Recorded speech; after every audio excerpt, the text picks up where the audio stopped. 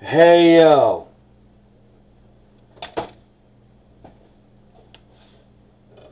Captain Bill, why don't you tell these people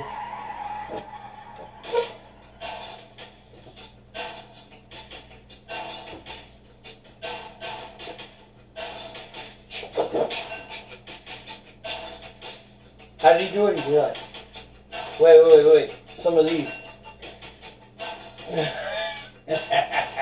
Let's do it to Kyle, come on. For life. Too sweet! That's right, folks. The 321 Screw is here to do a tribute to the bad guy, Ramon. Scott Hall. As we all know, on earlier this month. Actually, what, about a week ago? Yeah. Was it 2 weeks ago? A little over a week ago. The wrestling world lost An icon. yeah, an iconic figure of someone who was, instrumental, a big part of the wrestling culture and what it's become. And, Scott Hall. One of the main reasons for starting the Monday Night Wars. Yeah. Yep. Um, I guess you could say a trendsetter. yeah. Well, he did a lot of stuff. Did a lot of trends. Started a lot of things. First ladder match. But anyways, we figured we wanted to do a video just kind of talking about Scott Hall, Razor Ramon stuff. Talk some of our favorite moments or matches or just just whatever comes to mind. Just to pay a little tribute to the bad guy, as I said. Someone who was very instrumental in wrestling. He was. If I could, I want to just ask you guys, what was your fondest memories? One memory that stands out, whether WCW, WWF, whatever. Well, obviously Scott for Hall. me, it was when he showed up on WCW Nitro Yeah, that was for the pretty first big. time. Captain Bill went crazy. He didn't know what to do. Me and Kyle were still young lads, still in the 5th grade probably. Yeah. Maybe 4th. Yeah. Bill was still in college. See, I watched WWE, WWF. TikTok. Back before these guys, had started watching it. So I remember watching back when Razor Ramon was an actual active, K-Swine. wrestler Captain Bill. out there. I remember watching, him have matches against the 1-2-3 Kid, and just his. One thing about the Razor Ramon character, this dude, he got TikTok and he's become obsessed with it. By the way, he's filmed 6 videos tonight since he's been here. If you are on TikTok, follow me. Big Shot Joe 23. Way to steal the Scott Hall spotlight there. For shame. Anyhow, let's get back to Scott Hall, Razor Ramon. It's gimmicky, bro. This is about. It's all about wrestling.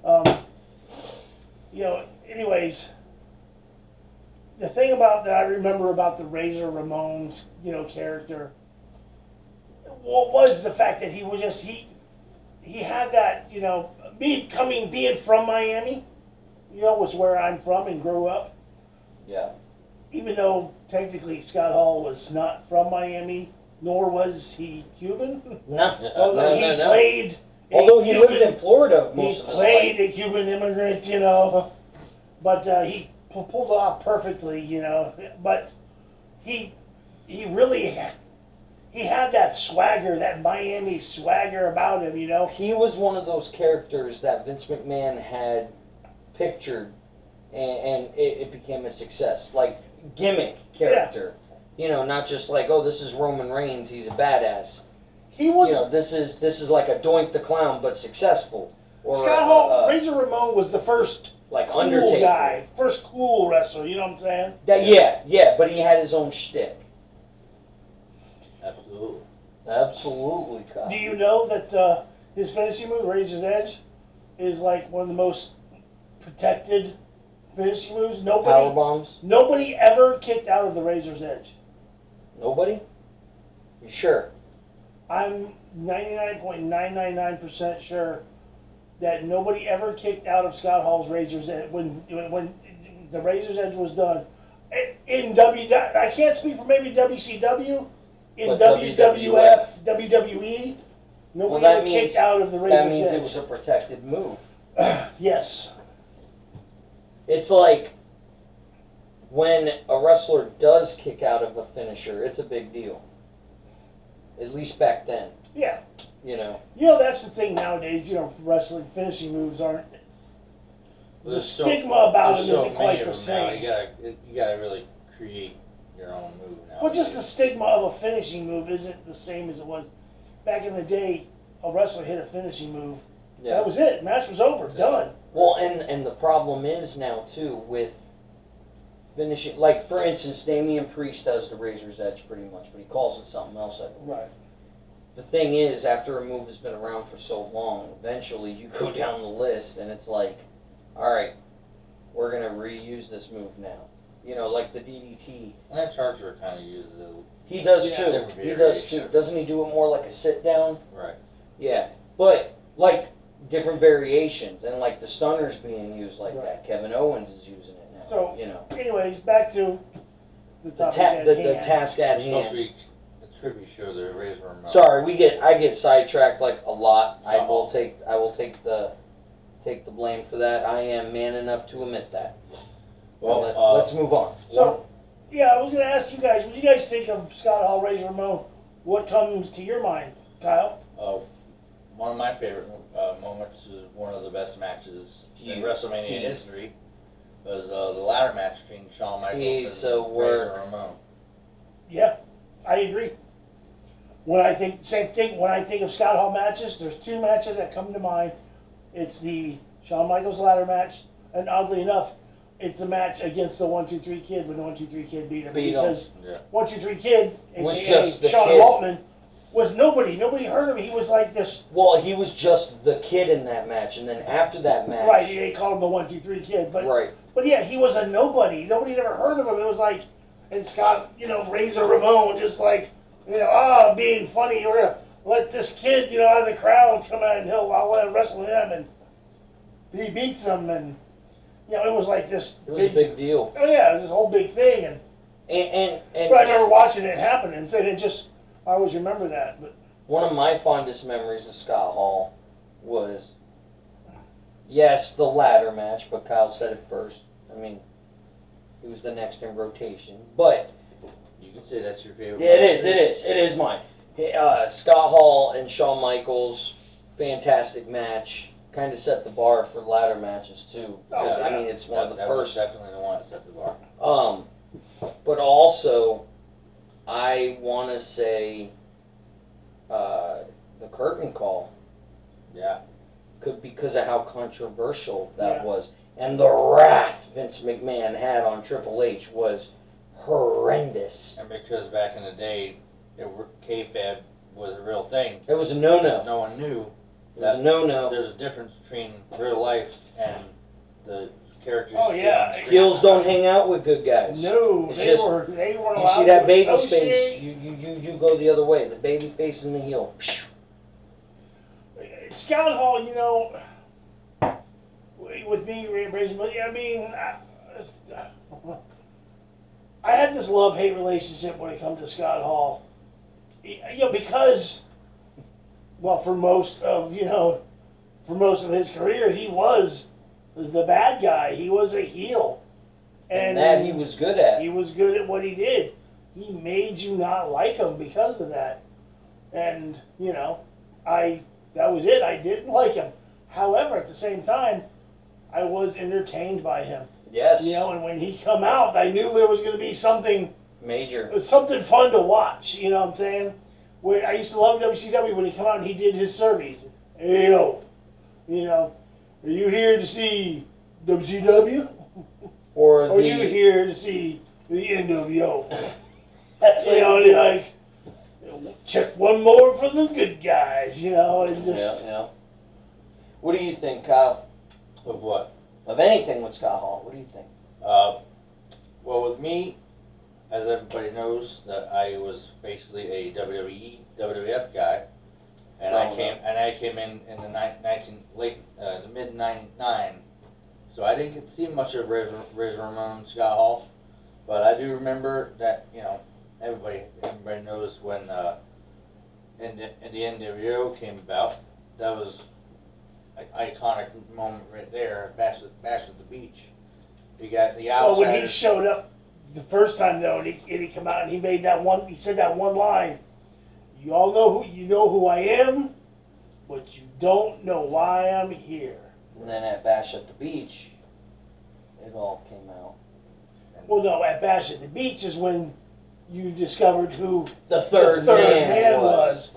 But there had been an ongoing thing with Hall. Hall showed up like first, and he came like 2 or 3 times Before Kevin Nash did.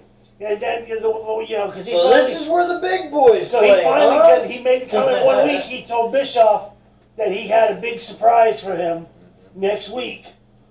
So when next week came and Scott Hall showed up and Bischoff started asking him, "Where's this big surprise? What's this big surprise?" And Hall's doing doing that shit. Mm-hmm. And that's when Kevin Nash walked up behind him.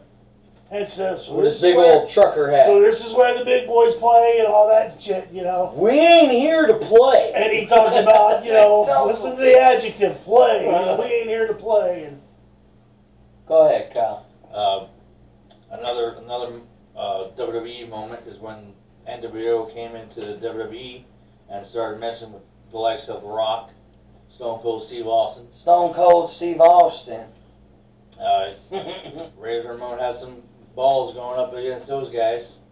Do you remember when Austin took him hostage? Yeah. He had him tied up. Yeah, I was getting to that. Sorry.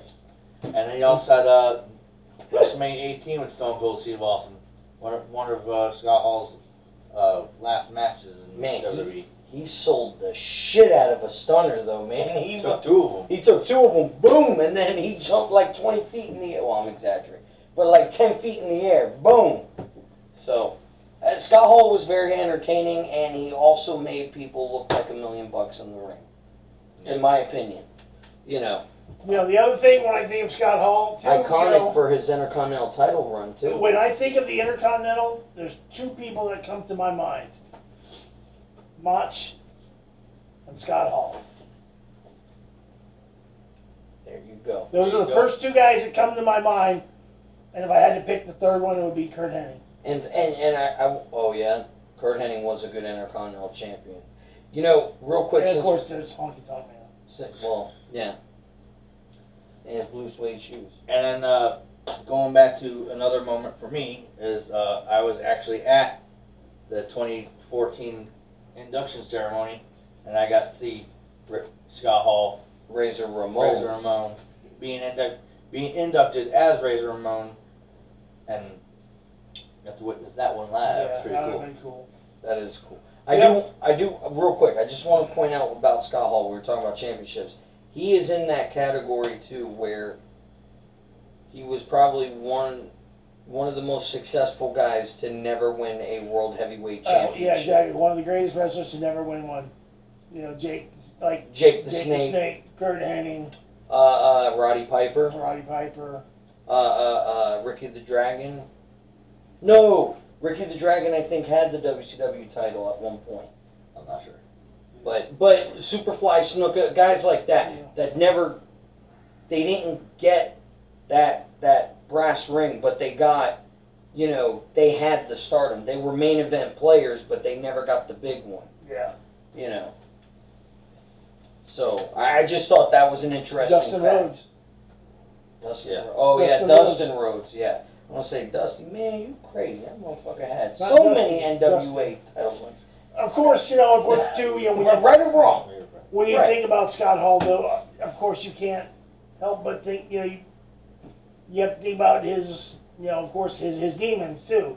He did have his issues with, Well, yeah. with drugs and alcohol. Yes, he did. But DDP, Saved him. much like DDP did for Jake the Snake Roberts. he did for Scott Hall, who got himself clean and turned his life around. I think he also did it for X-Pac too. Sean Waltman went there. He's doing it right now for Buff Bagwell. Really? Yeah, Buff Bagwell actually is living with DDP right now, rehabbing and trying to get clean and just learn to live a Clean life. clean, healthy lifestyle. But you know, Scott Hall, you know, he got through all that. But you know, I mean, I remember watching back then though and seeing those moments also. Him coming out to the ring into matches, Obliterated. yeah, just fucked up. You know, Well, and you know what? them stopping matches or just not even allowing a match to begin to start because he was just in no condition to compete. Right. And there was one thing that 60 Minutes did a thing on him. He was at an indie show. He was the headliner to go out there, and he could barely throw a punch. Yeah, He could, I know what you're talking about. Yeah, and it was sad to see.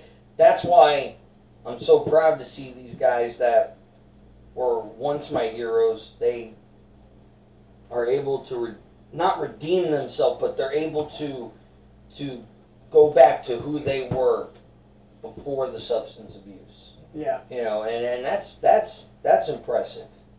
Because a lot of people, it's the finish line. The other thing for me too, when I think of Scott Hall, this because being the big WCW guy I was, when I think of Scott Hall, I think of the not only on camera rivalry and feud, but the real life rivalry and feud between Scott Hall and Goldberg. Really? Oh yeah, they Explain this. they truly, you know, they didn't get along. Goldberg was not a Scott Hall fan. Okay. I did You know, not know yeah, that. they had some real, you know, real life heat. In fact, that episode of Nitro, where Goldberg Cattle prod. put his fist through the windshield or the Oh, window yeah, he broke of his the hand. car. You know, and he sliced it open, Oh. you know, bad. He was supposed to like pick up a pipe or something and smash the windows with, and he talked about how. He's like, I thought about it. He says, Goldberg, you know, I'm supposed to be Goldberg. You know, Goldberg wouldn't use a pipe to smash windows. Goldberg would just, you know, he'd smash windows. He'd punch them out. He'd smash them with his fist. He says that he talked about how what he did. He says, I just pictured Scott Hall's face, when I hit the windows. Holy shit. So yeah, they had some real life heat. So of course, like I said, when I think of Scott Hall, I think about that, and that's what it was just so odd that Scott Hall, when the Goldberg streak came to an end, you know, Was the one who with screwed him. with the Kevin Nash match. With the cattle It prod. was Scott Hall that hits him with the cattle prod. You know, How did you feel as a fan? This is about Scott Hall, but I just got to know. How did you feel as a fan? Like, that's how he lost? I didn't like it. No, well, but that's the shock. I mean, value. not just that I was a Goldberg fan. I just didn't like. You know, it wasn't so much just that he lost. It was losing that way because, you know, I mean, I was a Kevin Nash fan too. I mean, if Kevin Nash would have beat him and beat him clean, you know, that would have been one thing. You know, it's a hard fight match, and you know, Yeah, but Kevin was wins Kevin it in the heel end. in that feud? I would imagine so. And no, not at the time. He kind of wasn't, Okay. but he kind of turned back heel after that. Once Scott Hall did yeah. Right. Excuse me, ladies and Because gentlemen. that was kind of when the Wolfpack and NWO were kind of like split. They were red and black and white and Yeah, when they had like 20 different divisions in the WCW. LWO and the Horsemen, and then you had NWO, you had Raven's Flock, you had the Red NWO, the Wolfpack. It was a lot, folks. It was a lot. You had the Blue World Order. The Blue World, they That went was to the ECW. Oh, don't forget, the most devastating team known to man in WCW. 3 count. Sorry, I had to. We're taking over. I wouldn't talk trash because we go to events where Shannon Moore's I'm at. not talking trash. I thought it was You actually comical. will be within physical reach of him. That is not bad what I just said. What is bad about what I said? Just saying. I'm just saying. All right. What did I say? So, anyways, you know, it just Scott Hall's had a amazing career. he has. You know, Long he's life. also was responsible for the Same Sting, gimmick. the Crow makeup gimmick. Well, there's another there's another example of a wrestler getting the idea from a movie. Same thing with Razor Ramon, got that from Scarface. That's where they pulled the idea. What are your thoughts, Kyle? My thoughts are that besides his in-ring ability, his skills on the microphone, he has influenced so many young talent over the years to be themselves, influenced to have their own heel personas. Yeah. And embrace the bad guy role.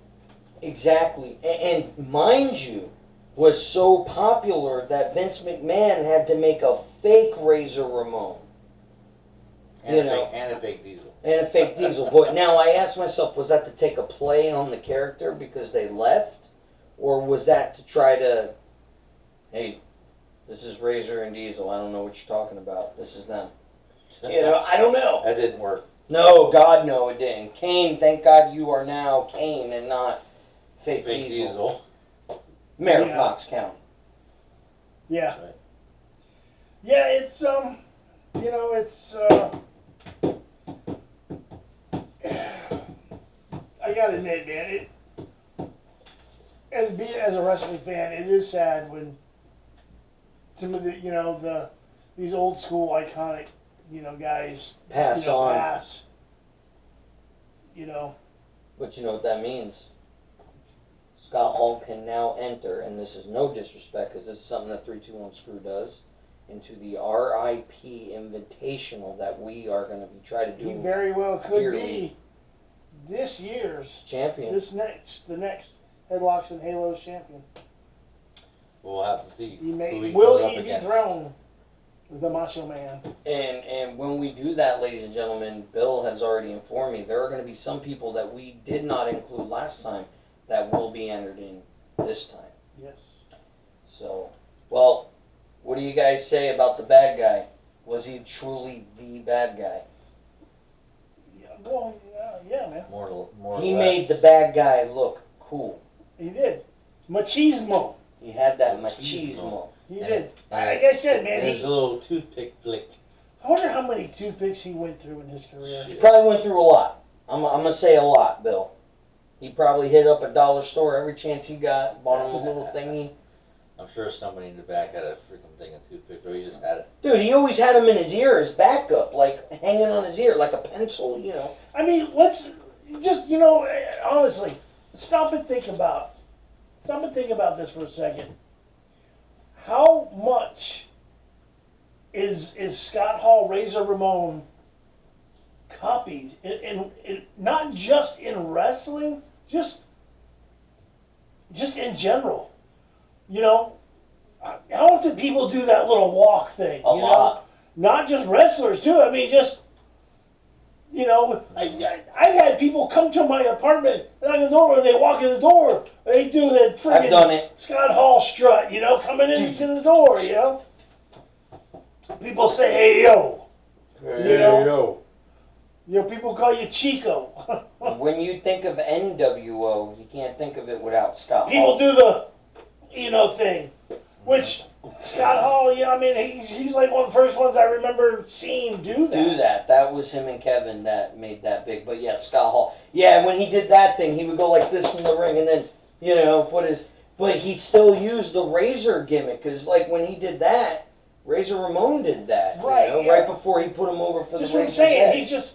He's very different mannerisms and little things that he did is copied so much by so many different people. Right. Like I said, not just wrestling. And his moveset, they even said, we saw that documentary, his moveset, it was basic. It wasn't like he did crazy ass moves. He paced himself, he timed it, his mannerisms, his gimmick, his character is what sold that. Right.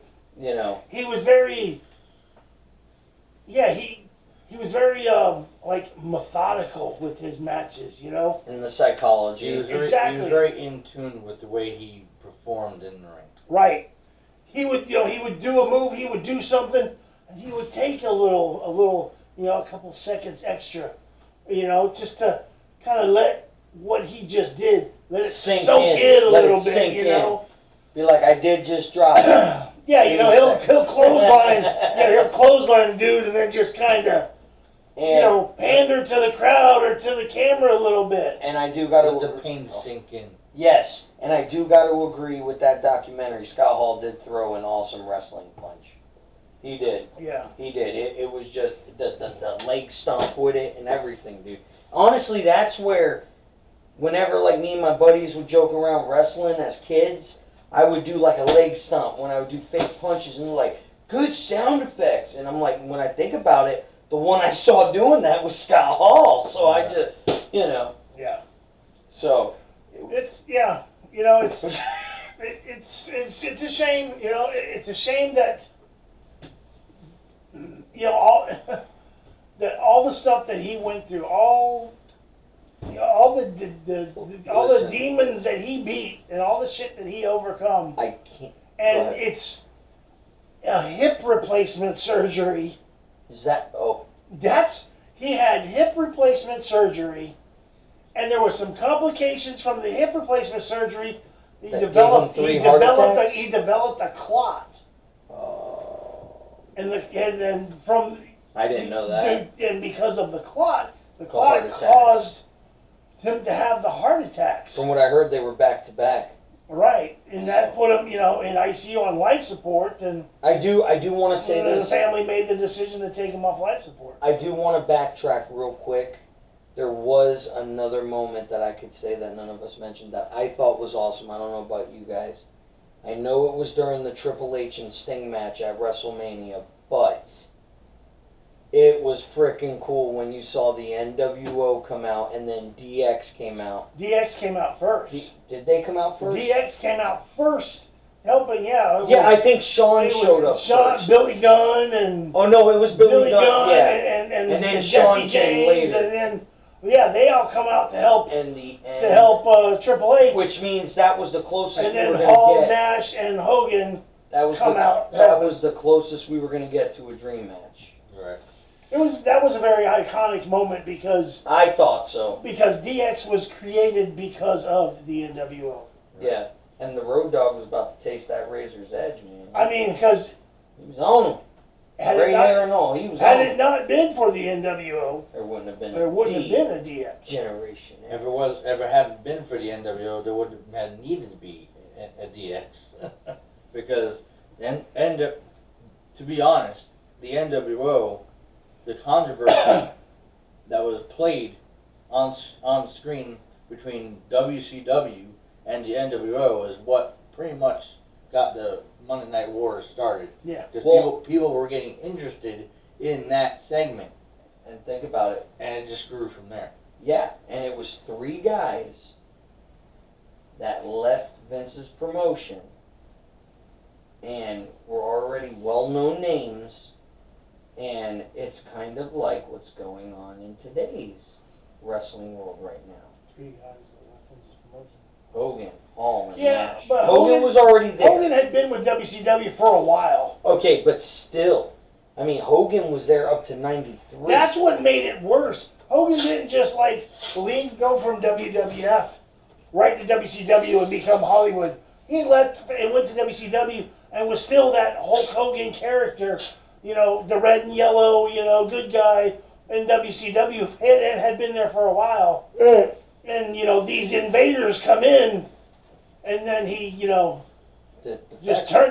turns on the WCW where he had been, and he was supposed to be, defending them. All I know is it was money-making heat. That was... Tell you what, man, watching it, like I said, as a fan of WCW and watching it back then, when Hall showed up, and then, that was some cool shit, man. It was just like... I'd be fired up, man. It was like, holy shit, dude. What is going on? Bill and his college buddies didn't know what to do. They didn't know what to do. Kyle and I were still little kids. We didn't understand. I didn't even know what was happening. I didn't know either. I wasn't watching wrestling then. I was yeah. I didn't start watching until '98. So, but yeah, what do you guys think as far as our tribute for the bad guy? Is there anything else we didn't go over? He's a 2-time Hall of Famer. Yep, and as Razor Ramon and as in the NWO. And that's, not many have that. There's a few guys that are two-time Hall of Famers, but, not all of them are going to be two-time Hall of Famers in the WWE. It just doesn't happen. Really, honestly, really,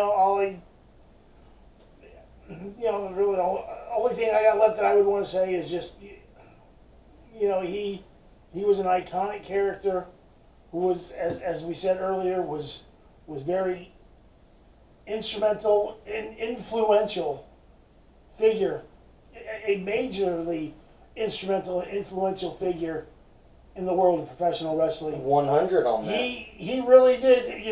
People talk about different wrestlers that helped to change the face of wrestling.